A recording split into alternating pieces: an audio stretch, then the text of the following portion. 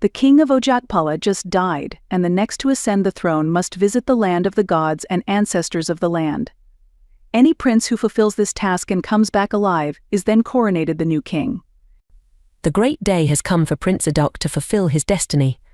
The chiefs and elders of the kingdom led him to the cave of the sacred hills where he must begin his 7 days' journey. The hills he must climb are located at the rare end of the village where the sun never shines. As soon as the moon was up, Prince Adok begins to climb the first hill. It took him less than an hour to climb to the top. As he descends the hill, it felt as though he was in a different world.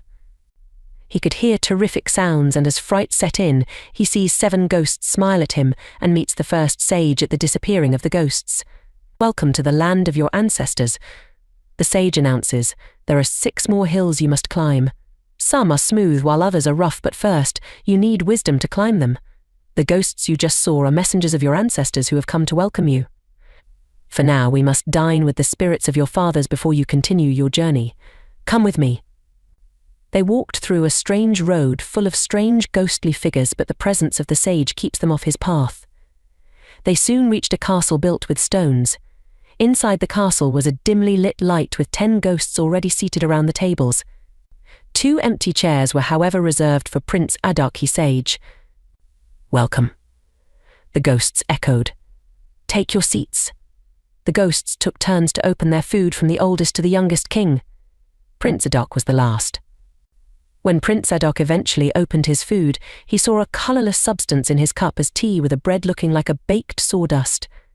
He gazed at the meal with no interest and closed it back.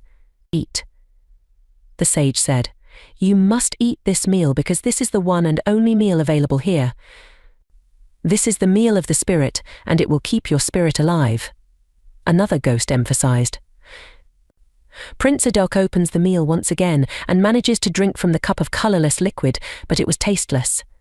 He also manages to eat of the bread, and it melts in his mouth like glucose.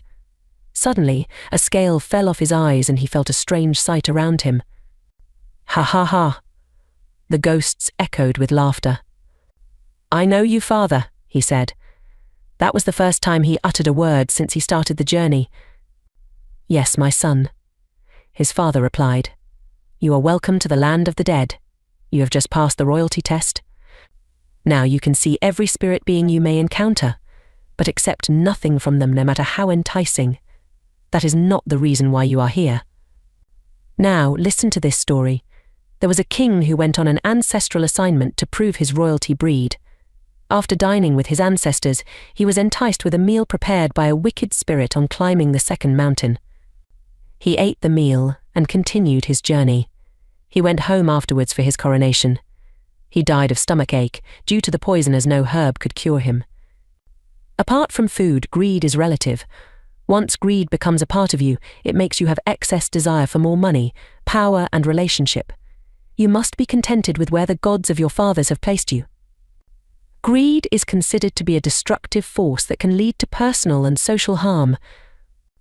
One lesson to be learnt from this story is that one must be careful of any food one may eat, especially the one prepared by an adulterous wife. This is why your cook must swear to an oath of honesty. "Where is that greedy king?" the oldest ghost asked. One of the ghosts came out crying.